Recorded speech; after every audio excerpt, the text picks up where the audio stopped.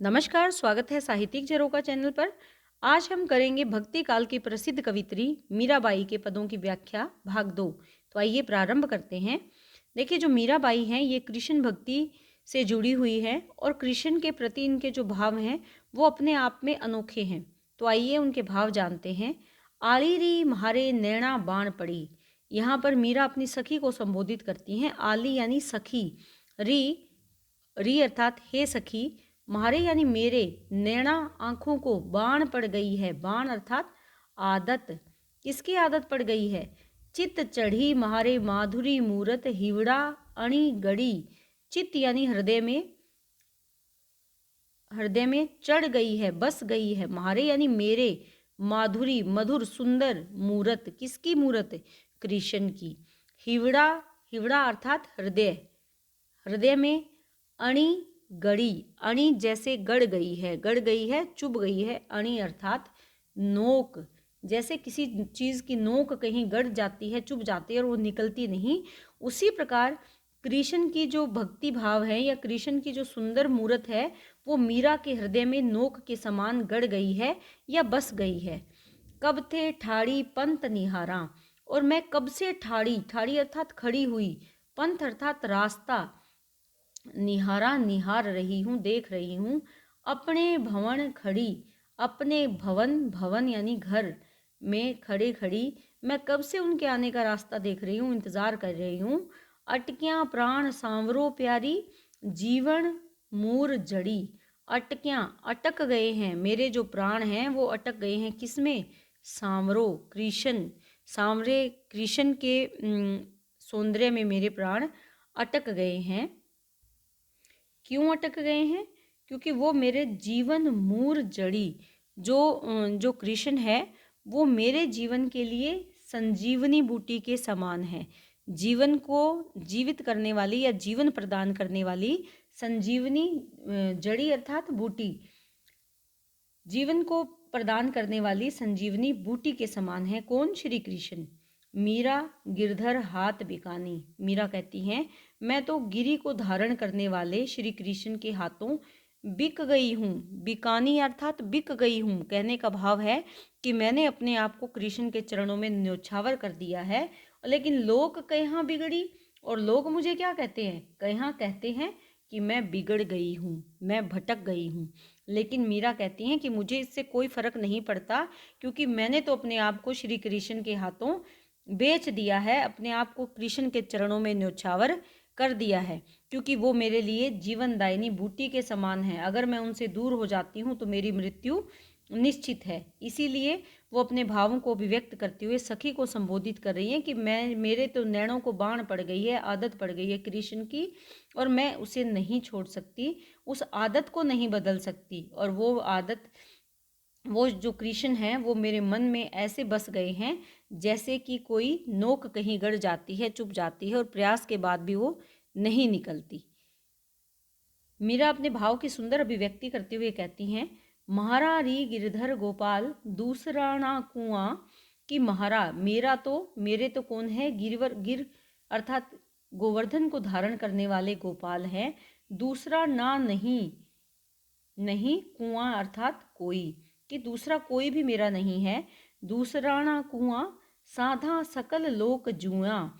साधा, साधा जान लिया है मैंने, सकल यानी संपूर्ण, जुआ देख लिया है, मैंने सारा संसार देख लिया है।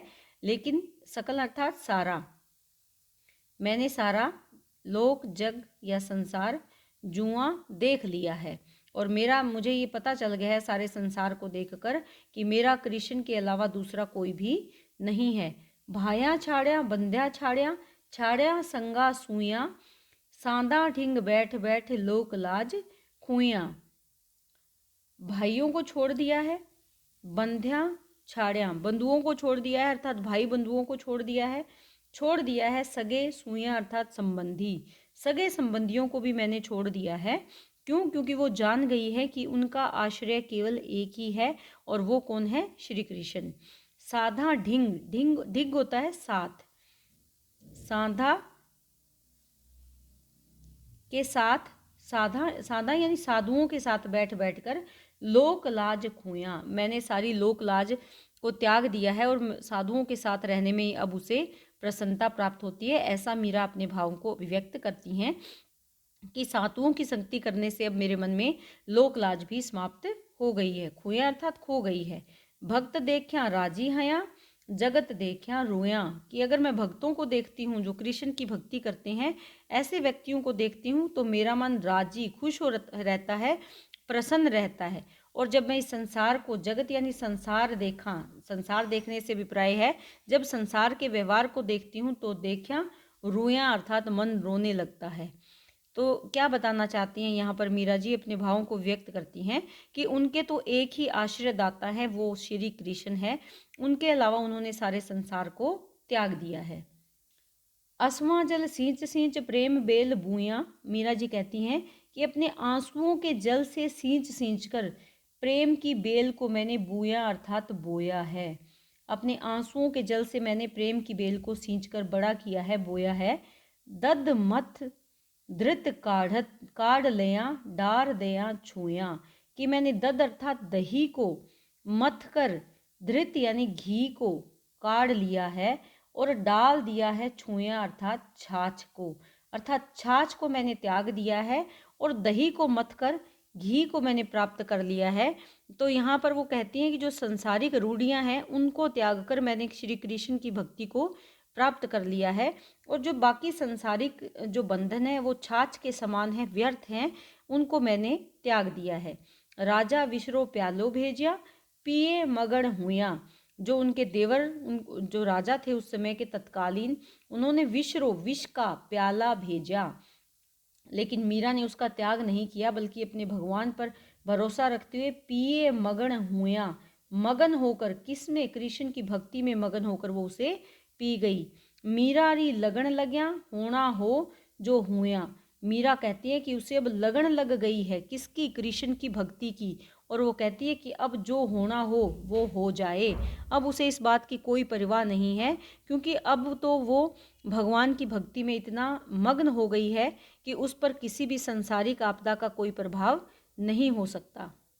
मीरा जी कहती है, मैं तो गिरधर के घर जाऊं, गिरधर म्हारो सांचो प्रीतम देखत रूप लुभाऊं, कि मैं तो कहाँ जाऊंगी, गिरधर गोपाल श्री कृष्ण के घर जाऊंगी, क्योंकि वही गिरधर म्हारो यानी मेरा साचा प्रीतम है, सच्चा प्रीतम है, और उसके रूप को देखते ही मैं लुभा जाती हूँ। रैन पड़े तब ही उठी आऊं, भोर गए उठी जाऊं, रैन यानी रात्रि, रात्रि पड़े रात हो जाए तब ही उठकर आऊं और भोर गए उठी आऊं, अर्थात रात्रि होते ही मैं उसके घर चली जाऊंगी और भोर यानी सुबह या प्रातः को मैं वापस लौट आऊंगी। रैन दिना वाके संग खेलूं, रैन यानी रात, रात, दिना यानी दिन, रात और दिन, वाके यानी उनके, किसके, कृष्ण के साथ खेलूं, जूं जूं वाही रिझाऊं, और जैसे जैसे मैं उनके साथ खेलती हूँ वैसे वैसे ही मैं उन्हें रिझाने का या आकर्षित करने का प्रयास करती हूँ। कृष्ण के प्रति अपने समर्पण के भाव को व्यक्त करते हुए मीरा जी कहती हैं, ये भक्ति की प्रकाष्ठा है, समर्पण की, इससे ज़्यादा समर्पण शायद कोई नहीं करता। वो क्या कहती हैं, जो पहरावे सोई पहरूं, कि मेरे कृष्ण मुझे जो पहराएंगे वही वस्त्र मैं पहनूंगी, जो दे सोई खाऊं, और जो वो मुझे खाने के लिए देंगे वही मैं खाऊंगी। मेरी उनकी प्रीत पुरानी, मेरी और मेरे कृष्ण का जो प्रेम है वो पुराना है, युगों युगों से है। उन बिन पल न रहाऊं, और उन यानी उनके बिना एक पल भी न रहाऊं, नहीं रह सकती। जहां बैठावे तित ही बैठूं, बेचे तो बिक जाऊं। इस तरह के भाव शायद ही किसी ने कहे हों कि मेरे कृष्ण जहां मुझे बैठाएंगे तित वहीं मैं बैठ जाऊंगी, और अगर वो मुझे बेच भी दें तो मैं बिकने के लिए भी तैयार हूँ, तत्पर हूँ। अर्थात अपने आप को पूर्ण रूप से अपने भगवान को उन्होंने समर्पित कर दिया है। मीरा के प्रभु गिरधर नागर बार बार बलि जाऊं, और वो क्या कहती हैं कि मीरा के प्रभु कौन है, मेरे तो प्रभु श्री कृष्ण हैं, गिरधर नागर हैं, और मैं उन कृष्ण पर अपने आप को बार बार बलिहारी जाती हूँ, न्योछावर करती हूँ, यानी मैं अपने आप को न्योछावर करती हूँ, किस पर, श्री कृष्ण पर। तो ये इस प्रकार के जो भाव हैं ये मीरा की भक्ति में ही देखे जा सकते हैं। अपने प्रियतम के प्रति इतना समर्पण कि जहाँ जैसा वो चाहेंगे वैसा ही वो करने के लिए तैयार है, जैसा वो पहनाएँगे वो पहनेंगी, जैसा दे खाने को देंगे वो खाएँगी, जहाँ वो बैठाएँगे वहाँ बैठेंगी और यहाँ तक कि अगर कृष्ण उन्हें बेच भी देंगे तो बिकने के लिए भी वो तैयार हैं। तो ये मीरा ही हैं जिन्होंने इस प्रकार के समर्पण भाव को अभिव्यक्त किया, वो भी उस समय जब राजपूत स्त्रियाँ अपना घूंघट तक नहीं उठा सकती थी, ऐसे समय में इस प्रकार के विचारों को अभिव्यक्ति देना या इस प्रकार के भक्ति भावों को व्यक्त करना शायद संभव नहीं था, जो मीरा ने कर दिखाया। इसीलिए मीरा आज भी हमारे लिए सूरदास तुलसीदास के समान आज भी वो हमारे लिए पूजनीय हैं, स्मरणीय हैं। उम्मीद करती हूँ ये व्याख्या आपको समझ में आ रही हैं। बहुत बहुत धन्यवाद व्याख्या को सुनने के लिए, लेकिन इसके साथ साथ आप चैनल को शेयर, लाइक और सब्सक्राइब ज़रूर करें।